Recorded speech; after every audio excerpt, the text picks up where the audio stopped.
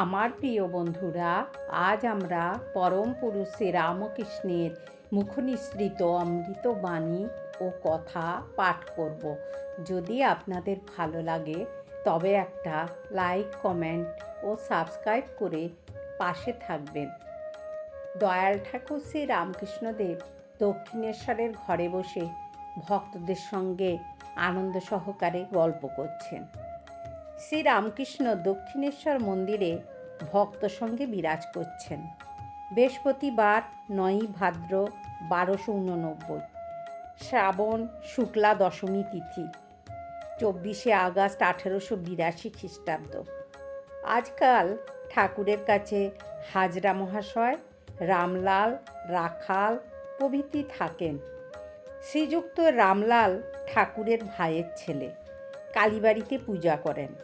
Master আসিয়া দেখিলেন উত্তর পূর্বের লম্বা বারান্দায় ঠাকুর হাজরার নিকট দাঁড়াইয়া কথা কহিতেছেন। তিনি আসিয়া ভূমিষ্ঠ হইয়া ঠাকুরের শ্রীপাদপদ্ম বন্দনা করলেন। ঠাকুরও সহাস্য বদন। মাস্টারকে বলিতেছেন, আরও দু একবার ঈশ্বর বিদ্যাসাগরকে দেখবার প্রয়োজন। চালচিত্র একবার মোটামুটি এঁকে নিয়ে তারপর বসে বসে রং ফলায়।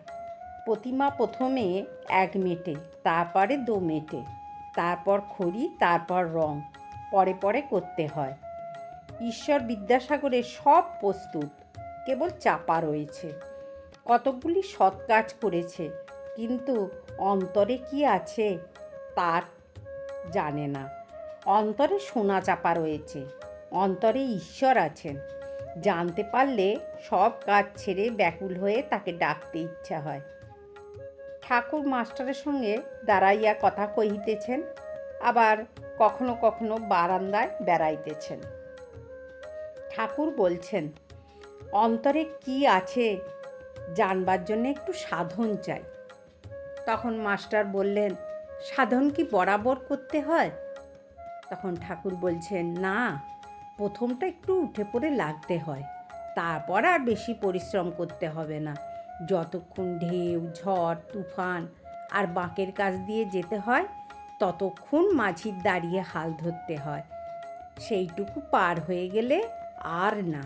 যদি বাঁক পার হলো আর অনুকূল হাওয়া বইল, তখন মাঝি আরাম করে বসে হালে হাতটা ঠেকিয়ে রাখে। তারপর পালটাঙাবার বন্দোবস্ত করে তামাক সাজতে বসে। কামিনী কাঞ্চনের ঝড় তুফানগুলো কাটিয়ে গেলে তখনই শান্তি। কারু কারু যোগীর লক্ষণ দেখা যায়, কিন্তু তাদেরও সাবধান হওয়া উচিত। কামিনী কাঞ্চনই যোগের ব্যাঘাত। যোগভ্রষ্ট হয়ে সংসারে এসে পড়ে। হয়তো ভোগের বাসনা কিছু ছিল, সেইগুলো হয়ে গেলে আবার ঈশ্বরের দিকে যাবে, আবার সেই যোগের অবস্থা। সটকা কল জানো? তখন মাস্টার বললেন, আজ্ঞে না, দেখি নাই। ঠাকুর বললেন, ও দেশে আছে। বাঁশ নুইয়ে রাখে, তাতে বড়শি লাগানো দড়ি বাঁধা থাকে। বড়শিতে টোপ দেয়া হয়। মাছ যেই টোপ খায় অমনি সরাত করে বাঁশটা উঠে পড়ে। যেমন ওপরে উঁচু দিকে বাঁশের মুখ ছিল, সেই রূপ হয়ে যায়। নিক্তি, একদিকে ভার পড়লে নিচের কাঁটা ওপরে কাঁটার সঙ্গে এক হয় না। নিচের কাঁটাটি হচ্ছে মন, ওপরের কাঁটাটি হচ্ছে ঈশ্বর। নিচের কাঁটাটি উপরের কাঁটার সহিত এক হওয়ার নামই হচ্ছে যোগ। মন স্থির না হলে যোগ হয় না। সংসার হাওয়া মনরূপ দ্বীপকে সর্বদা চঞ্চল করছে। ওই দ্বীপটা যদি আদপে না নড়ে, তাহলে ঠিক যোগের অবস্থা হয়ে যায়। কামিনী কাঞ্চনই যোগের ব্যাঘাত। বস্তু বিচার করবে। মেয়ে মানুষের শরীরে কি আছে? রক্ত, মাংস, চর্বি, নাড়ি ভুঁড়ি, কৃমি, মুত, বিষ্ঠা, এইসব। সেই শরীরের ওপর ভালোবাসা কেন? আমি রাজসিক ভাবের আরোপ করতাম ত্যাগ করবার জন্যে। সাধ হয়েছিল সাচ্ছা জরির পোশাক পরব, আংটি আঙুলে দেব, নল দিয়ে গুড়গুড়িতে তামাক খাবো। সাচ্চা জরির পোশাক পরলাম। এরা অর্থাৎ মথুরবাবু আনিয়ে দিয়েছিলেন। খানিকক্ষণ পরে মনকে বললাম, মন, এর নাম সাচ্চাজরির পোশাক? তখন সেগুলোকে খুলে ফেলে দিলাম, আর ভালো লাগলো না। বললাম, মন, এর নাম শাল, এরই নাম আংটি, এরই নাম নল দিয়ে গুড়গুড়িতে তামাক খাওয়া। সেই যে সব ফেলে দিলাম, আর মনে ওঠে নাই। সন্ধ্যা আগত প্রায়।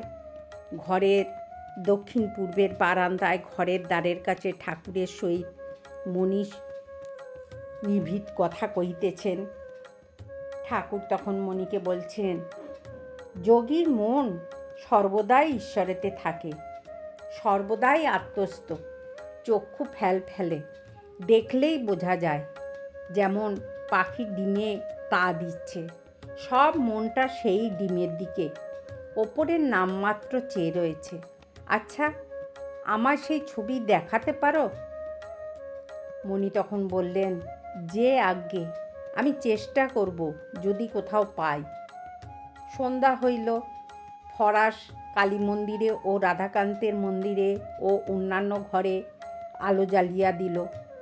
ঠাকুর ছোট খাটটিতে বসিয়া জগৎমাতার চিন্তা ও তৎপরে ঈশ্বরের নাম করিতেছেন।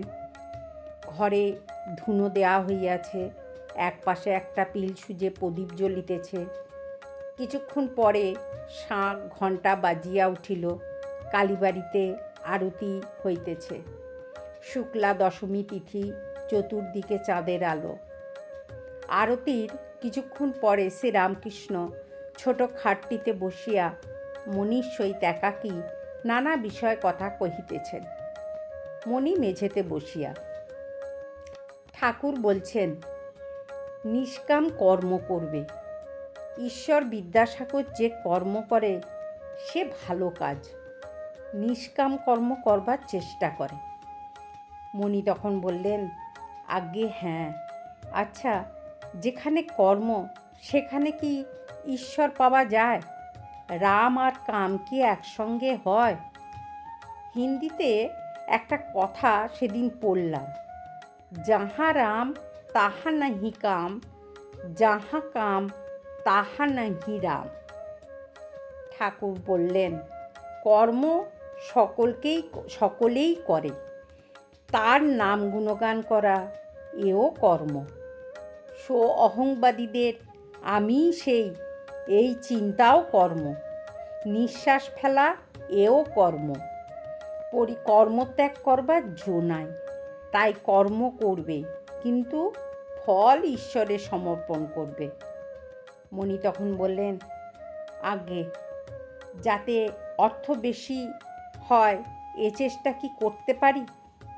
ঠাকুর তখন বললেন, বিদ্যার সংসারের জন্যে পারা যায়, বেশি উপায়ের চেষ্টা করবে, কিন্তু সৎ উপায়। উপার্জন করা উদ্দেশ্য নয়, ঈশ্বরের সেবা করাই উদ্দেশ্য। টাকাতে যদি ঈশ্বরের সেবা হয় তো সে টাকায় দোষ নাই। মণি তখন বললেন, আজ্ঞে, পরিবারের উপর কর্তব্য কতদিন? ঠাকুর তখন বললেন, তাদের খাওয়া পড়ার কষ্ট না থাকে, কিন্তু সন্তান নিজের সমর্থ হলে আর তাদের ভাল লবার দরকার নেই। পাখির ছানা খুঁটে খেতে শিখলে আবার মায়ের কাছে খেতে এলে মা ঠোক্কর মারে। মণি তখন বললেন, কর্ম কতদিন করতে হবে? ঠাকুর বললেন, ফল লাভ হলে আর ফুল থাকে না, ঈশ্বর লাভ হলে কর্ম আর করতে হয় না, মনও লাগে না। মাতাল বেশি মদ খেয়ে হুঁশ রাখতে পারে না, 2 আনা খেলে কাজকর্ম চলতে পারে। ঈশ্বরের দিকে যতই এগুবে ততই তিনি কর্ম কমিয়ে দেবেন, ভয় নাই। গৃহস্থের বউ অন্তঃসত্ত্বা হলে শাশুড়ি ক্রমে ক্রমে কর্ম কমিয়ে দেন। 10 মাস হলে আদপে কোনো কর্ম করতে দেন না। ছেলেটি হলে ওইটিকে নিয়েই শুধু নাড়াচাড়া করে। যে কটা কর্ম আছে সে কটা শেষ হয়ে গেলে নিশ্চিন্ত। গৃহিণী বাড়ির রাধা বারাক আর সব কাজকর্ম সেরে যখন নাইতে গেল তখন আর ফেরে না, তখন ডাকাডাকি করলেও আর আসবে না। বন্ধুরা, আজ এই পর্যন্ত। আবার আমরা আগামীকাল পড়ব। আপনারা শুনবেন, কিন্তু খুব ভালো লাগবে, মন প্রাণ আনন্দে পরিপূর্ণ হয়ে যাবে। জয় ঠাকুর, জয় মা, জয় স্বামীজি।